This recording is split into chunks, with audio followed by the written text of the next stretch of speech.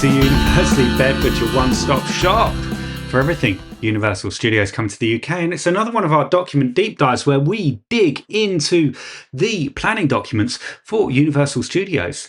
And this time we're going to be having a look at the visual impact assessment. Now, what does that mean? What sort of questions are we going to get the answers to today? Well, basically, this world-class theme park is going to be built on what is currently flat land. It's either brownfield, ex-industrial land, or it's agricultural. And the site is surrounded by a couple of small villages. There is the village of Wootton, of Stewartby, the tiny village of Kempston Hardwick, which actually sits in the middle of the site, as well as Wixams, which is growing over to the east. So what will the residents of those communities likely see during construction and in 6 or 7 years when those rides dominate the skyline? Or will they? We'll find out in this particular episode. So let's just dive into the documents now. So we are on document number 2.7.0, which is the landscape and visual impact assessment. Now, we've got the usual contents here, but what we're going to do is we're going to skip past the assumptions and the engagement, the methodology, the baseline conditions, because basically if you live in the UK, you'll understand what a rural community on the outskirts of a town is like. Villages, some farmland, maybe some ex-industrial. That's basically what we're dealing with. So we're going to jump forward all the way to page number 45. Now, page 45 has some of the difficulties and uncertainties. So what are the difficulties and uncertainties in putting this report together and in proposing a significant development like this? Well, the details of the specific location and extent of building structures and vegetation are limited at this stage of design. We know they've got a good idea of what they want to build, but nothing is finalised. The principle of an articulated and varied outline has been confirmed, and this has been applied as broad principles and to the full extent of the relevant zones to enable a robust an assessment to be undertaken. So the zones are the core zone, theme park, hotel, retail, as well as lake zone, retail, as well as some ecological areas, so nice environments for local nature. We also have the East Gateway Zone with Wixams Station and the West Gateway Zone, which might have the East-West Rail Station as well as the A421 slip road. Details of non-customer facing buildings is not currently known. That is likely to sit in the Lake Zone as part of the utilities section. We also have the details of the soft landscape proposals with the exception of the retention of perimeter vegetation where it's practicable to do so. It's currently unknown and to be determined as part of the detailed design of the proposed development. Comparable UDX sites have lands that are themed and would be separated by vegetation and built form. And the assumption is that a similar approach would be taken at this location. Standard stuff. Potential future expansion of the theme park may require additional vegetation removal with subsequent mitigation and expansion of the designed landscape within it. So basically they're saying we can't give you too many specifics because we don't have them. However, we know enough to say these are the broad brushstrokes. Now let's see what the significant effects and proposed mitigation are going to be. So the landscape character. So the North Marston Clay Vale, noticeable loss of agricultural land and wooded areas within the LC. The mitigation, where appropriate to deliver the proposed development and to allow construction activities the necessary working space, the majority of the existing perimeter planting should be retained as permanent screening. So those trees that go around the site, they're going to look to keep those there.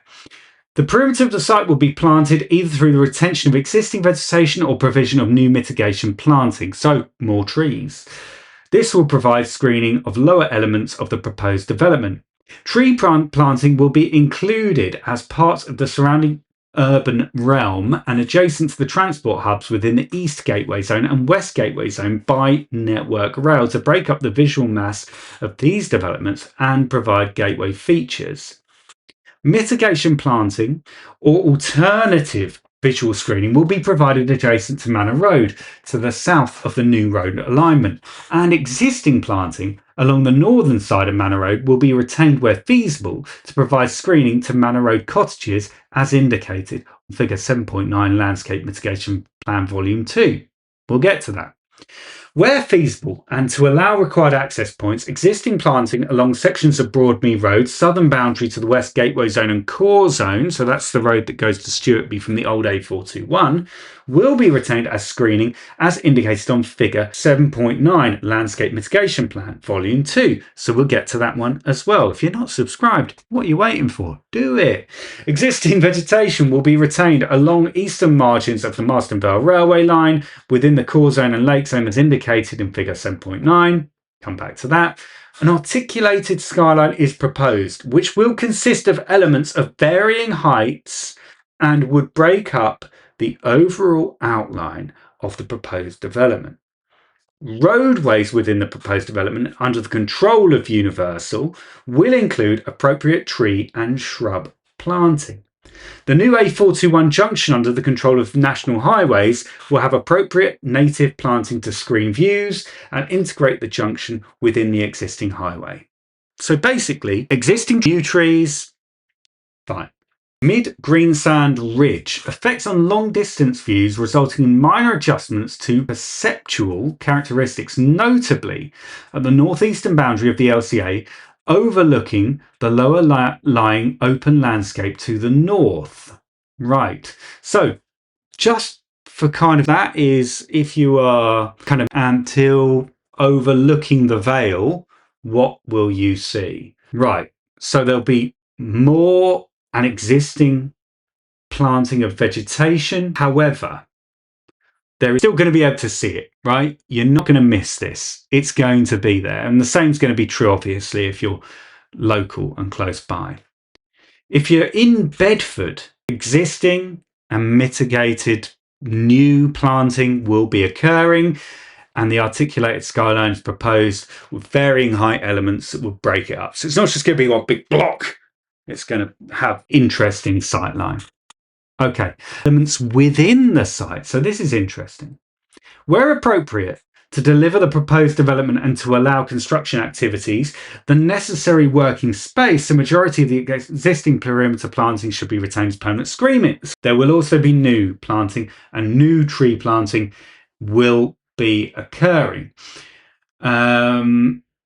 Looks like, yep, along the railways and by the roads as well. Now, residential receptors at southern edge of Kempston Hardwick Meadow Row. Okay, more trees will be planted, as well as the existing ones planted too. However, we've got that variable height limit, the articulated skyline being referenced there again. Same is true for Amphi. So Kempston Hardwick, we've got Wixams, we've got House and Conquest, we've got Wootton, B, Manor Road. So effectively, we've got a large adverse during construction, and the residual effect will be large, adverse, significant. So there isn't going to be like you didn't know it's ever been there. Okay, you're going to know that it's not going to exist, and you're not going to kind of you never know that Universal was there. You would. You'll see it on the skyline. There are going to be some of these construction points, rides and buildings, etc. Some of the rides are going to potentially be up to 115 meters tall. Now, there is an interesting point here, which is, okay, these local communities, they're used to just having nothing there on the horizon. Not true. This used to be the largest brickworks, or at least adjacent to the world's largest brickworks. And there were, at its peak, 40 chimneys over 200 feet tall on the site, or at least right next to it. So we aren't looking here at something large where there wasn't ever anything large there before. there were some enormous industrial buildings there before. And these rides, attractions, hotels are going to replace those. Then it becomes just a subjective matter of, do you prefer the look of a brick chimney or 40 of them? Or do you prefer the look of a roller coaster? Potato. Anyway, that is quite an interesting document because it does highlight that Universal does accept that this project will exist visually for people if they are close by. It's kind of obvious, but it's good that Universal have acknowledged that and that they are doing what they can to mitigate any perceived adverse effects of it. Thanks so much for joining this particular deep dive video. It's been a lot of fun. We're going to be doing a lot more, so make sure you're subscribed for all the latest.